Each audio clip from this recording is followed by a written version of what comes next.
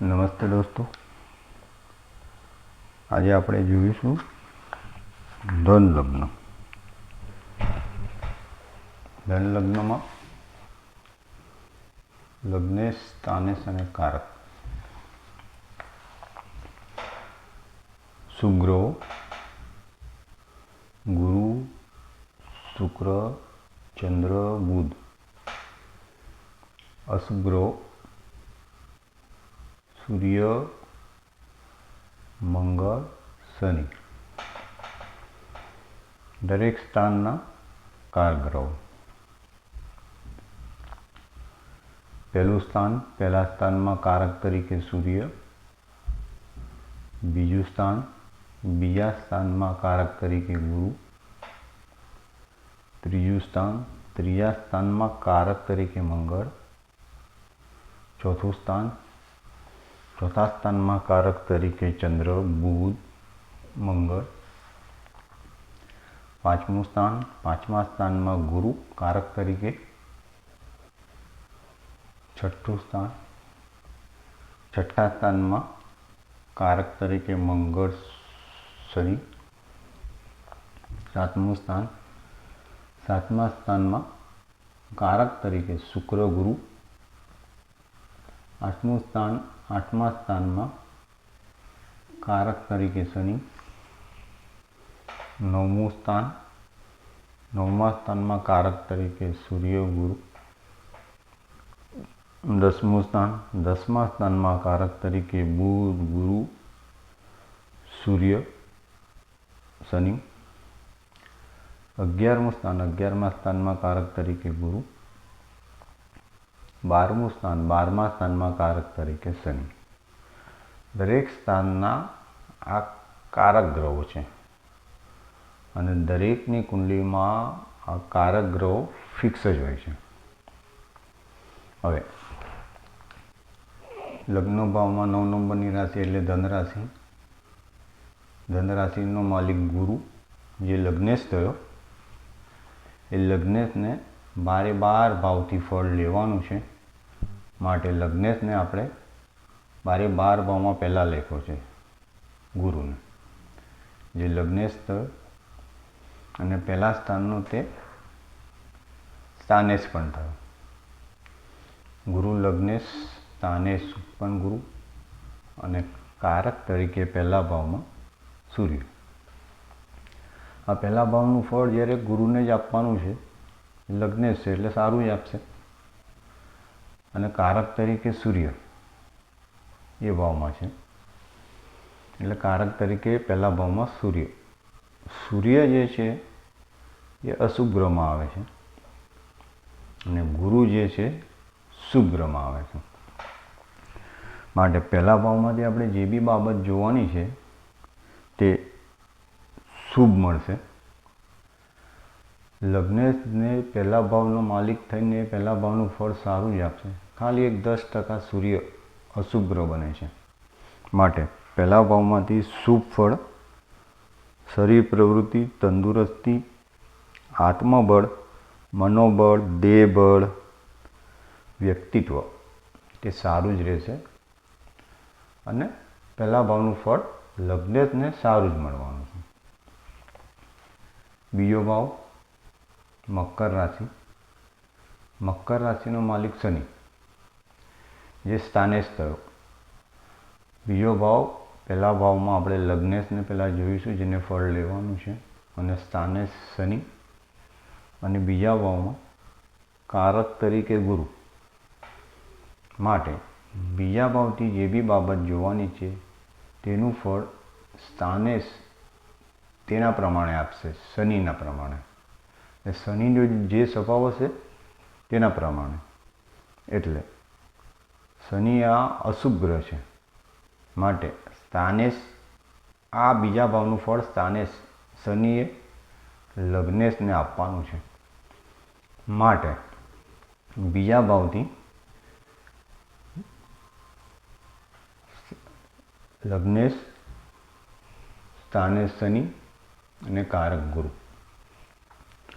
એ બીજા ભાવથી જે બી ફળ મળશે એ સ્થાનેશ આપશે, પણ અશુભ ફળ આપશે. જેમ કે કુટુંબ તરફથી અશુભ ફળ મળે, ધન સંચયમાં થોડું અશુભ થાય, વાણી તેની શનિના હિસાબે, અને એમનું કુટુંબનું કુળ, એ બધું શનિ લગ્નેશને આપશે. તો લગ્નેશને આ ભાવનું ફળ અશુભ, 50% અશુભ. કેમ કે કારક ગુરુ શુભ ગ્રહ છે અને લગ્નેશ પોતે પણ શુભ ગ્રહ છે, માટે લગ્નેશે 12 ભાવનું ફળ લેવાનું રહેશે. ત્રીજો ભાવ, ત્રીજા ભાવમાં કુંભ રાશિ, કુંભ રાશિનો માલિક શનિ. ત્રીજા ભાવમાં પહેલાં આપણે લગ્નેશ જોઈશું, સ્થાનેશ શનિ, અને ત્રીજા ભાવમાં કારક મંગળ. હવે શનિ એટલે અશુભ ગ્રહ, ત્રીજા ભાવનું જે કારક છે મંગળ તે પણ અશુભ ગ્રહ. અહીંથી લગ્નને જે ફળ લેવાનું છે એ ત્રીજા ભાવનું પૂરું નહીં મળે, ખાલી 20% જ ફળ મળશે. કેમ કે શનિ અશુભ, સ્થાનેશ અશુભ થયો, કારક બી ત્રીજા ભાવમાં અશુભ છે, માટે 80% ફળ અહીંયાથી અશુભ મળશે. જેમ કે પુરુષાર્થ, હિંમત, ઉત્સાહ, સાહસ, ટૂંકી મુસાફરી, ભાઈ ભાંડું, વિચારોનો ઉદ્ગમ, પાડોશી તરફથી પણ ફળ ઓછું, હસ્તાક્ષર સારા નહીં હોય, હસ્તાક્ષર બરાબર નહીં હોય, ના વંચાય તેવા હોય, માટે ત્રીજા સ્થાનથી સ્થાનેશ તરફથી લગ્નને ફળ ઓછું મળશે. ચોથો ભાવ, જ્યાં મીન રાશિ, મીન રાશિનો માલિક ગુરુ. ચોથા ભાવમાં પહેલાં આપણે લગ્નેશ ગુરુ, મીન રાશિનો માલિક પણ ગુરુ એટલે સ્થાનેશ બી ગુરુ. ચોથા ભાવમાં કારક તરીકે ચંદ્ર, બુધ અને મંગળ. ગુરુ જે છે લગ્નેશ પણ છે, એટલે ચોથા ભાવનું ફળ સારું જ આપશે. જે સ્થાનેશ થયો, સારું જ ફળ મળશે ચોથા સ્થાનનું. અને કારક તરીકે ચંદ્ર બી શુભ ગ્રહ બને છે, બુધ બી શુભ ગ્રહ બને છે, ખાલી એક મંગળ કારક તરીકે, એટલે બહુ ઓછું 10% જેટલું ફળ આપશે. એટલે ચોથા ફોર્મનું જે બી ફળ લગ્નેશને અહીંયા મળશે તે ખૂબ સારું મળશે. જેમ કે માતાનું સુખ, જમીન જાગીર, સ્થાવર મિલકત, ઉચ્ચ કેળવણી પણ સારી રહેશે, ખેતી, વાહન સુખ, વ્હીકલ સુખ બી સારું રહેશે.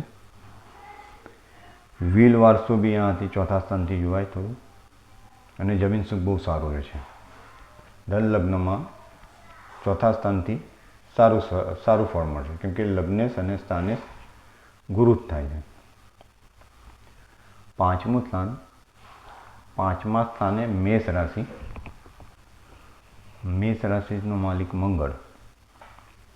પાંચમા સ્થાને પહેલાં આપણે લગ્નેશ ગુરુ, સ્થાનેશ મંગળ થયો, અને કારક તરીકે પણ ગુરુ થયો. તેથી મંગળ ગ્રહ અહીંયા અશુભ બનશે, એટલે સ્થાનેશે ફળ લગ્નેશને આપવાનું છે ગુરુને, આ ભાવનું ફળ. પણ સ્થાનેશ મંગળ અશુભમાં આવે છે, એટલે પાંચમા સ્થાને એક તો ગુરુ કારક તરીકે બી આવ્યો અને લગ્નેશ તરીકે પણ ગુરુ શુભ જ બને છે. પાંચમા સ્થાનથી ફળ જે બી લેવાનું તે લગ્નેશને ઓછું મળશે. જેમ કે સંતાન સુખ, સંતાન તરફથી સુખ, મનની શાંતિ, વિચાર જ્ઞાન, અભ્યાસ વિદ્યા,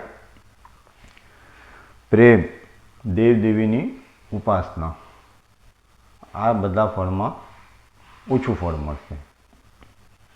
છઠ્ઠું સ્થાન, છઠ્ઠા સ્થાને વૃષભ રાશિ, એનો માલિક શુક્ર. છઠ્ઠા સ્થાનમાં પહેલાં આવશે લગ્નેશ ગુરુ, સ્થાનેશ શુક્ર, અને કારક તરીકે મંગળ શનિ.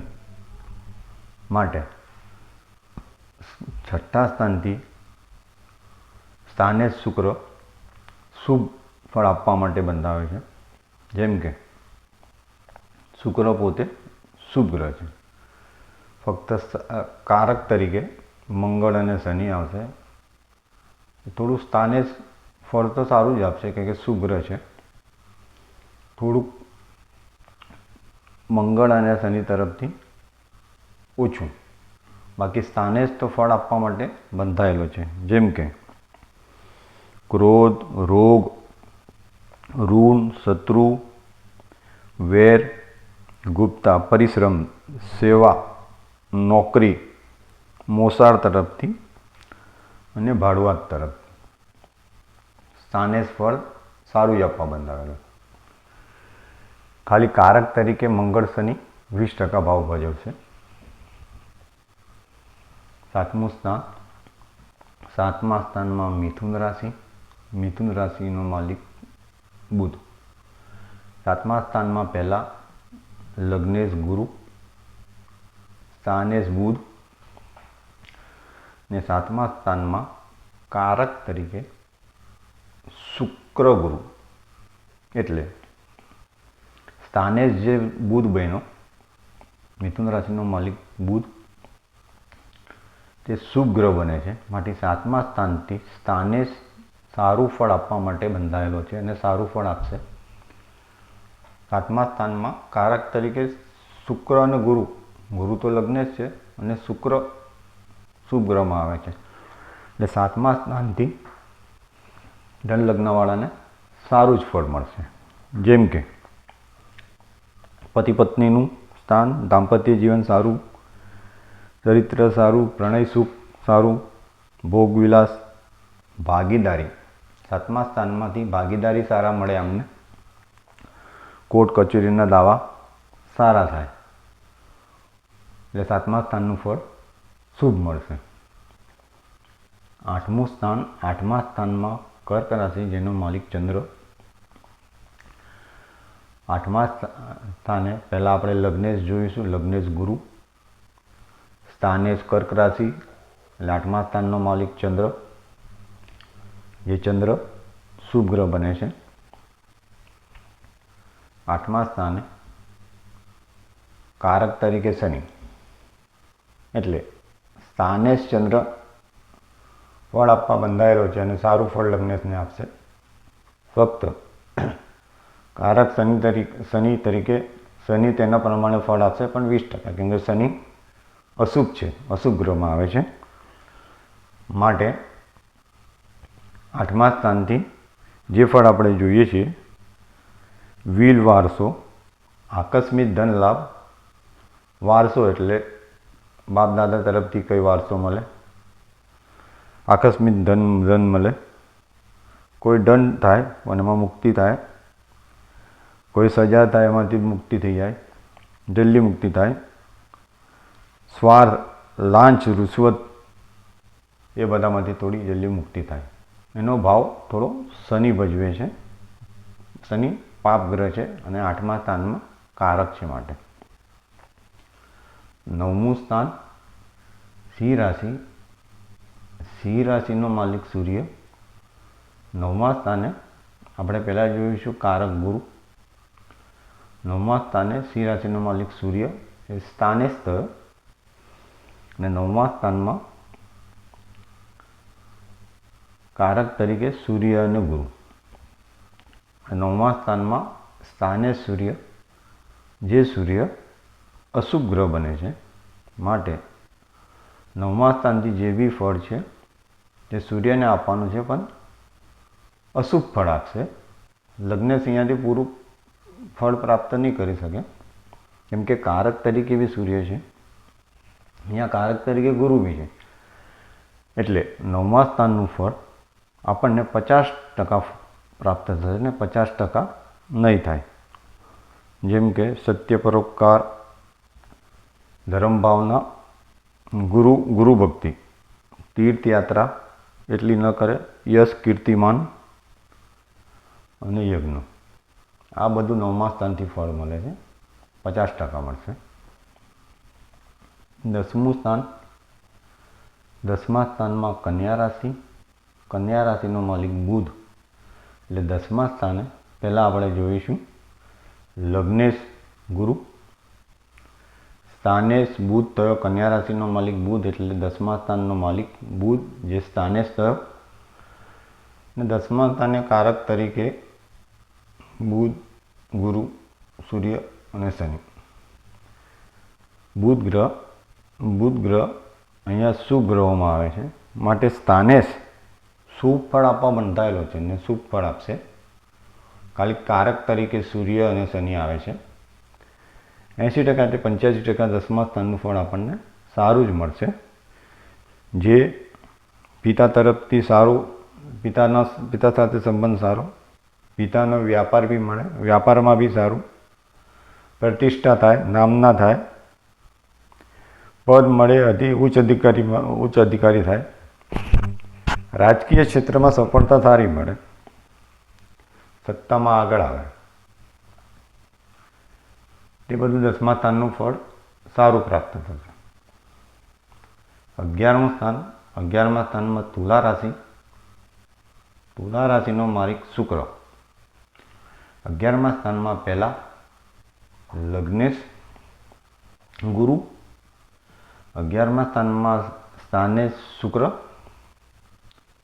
અને 11મા સ્થાનમાં કારક ગુરુ. માટે તુલા રાશિનો માલિક શુક્ર જે છે એ શુભ ગ્રહોમાં આવે છે અને 11મા સ્થાનમાં કારક તરીકે ગુરુ પોતે લગ્નેશ બી છે. એટલે 11મા સ્થાનનું જે બી ફળ મળશે આપણને સારું જ મળશે. જેમ કે મિત્રો સારા, લાભ સારા થાય, લગભગ સારી રહે, ઓળખાણો સારી વધારી શકે આ જાતક, અને મિત્ર વર્તુળ બહુ જ સારું રહે. તેથી 11મા સ્થાનથી શુભ ફળ મળશે. 12મું સ્થાન વૃશ્ચિક રાશિનો માલિક મંગળ. એટલે 12મા સ્થાનમાં પહેલાં લગ્નેશ ગુરુ, સ્થાનેશ મંગળ અને 12મા સ્થાનમાં કારક તરીકે શનિ. માટે 12મા સ્થાનનો માલિક મંગળ એ અશુભ બને છે અને કારક તરીકે શનિ પણ અશુભ બને છે. તેથી 12મા સ્થાનનું ફળ આપણને સ્થાનેશ તરફથી, મંગળ તરફથી અશુભ ફળ મળશે, જે લગ્નેશે લેવાનું છે. એટલે અહીંયા શુભ ફળ આપણને 20% જ મળશે. 80% ફળ સ્થાનેશ ગ્રહ અશુભ હોવાથી આપણને અશુભ ફળ મળશે. માટે 12મા સ્થાનનું ફળ ખોટા ખર્ચ, ધનરાશિ, શારીરિક દુર્બળતા, વ્યાજમાં પૈસા જાય, પ્રવાસ થાય, ખોટા પ્રવાસ થાય, હાનિ થાય, દેવાળું થાય, મોક્ષ અને ભોગ વિલાસ, આ બધું 12મા સ્થાનથી જોવાય છે. આ રીતે 12 ભાવમાં આપણે લગ્નેશ, સ્થાનેશ અને કારકનું સાથે ફળકથન ભેગું કરીને ફળકથન જોવાનું, તે હિસાબે આપણે જોયું. આજે આપણે અહીંયા સુધી રાખીશું. તમને મારો વિડીયો ગમે તો લાઈક કરજો અને ના ગમે તો ડિસલાઈક કરજો. ધન્યવાદ.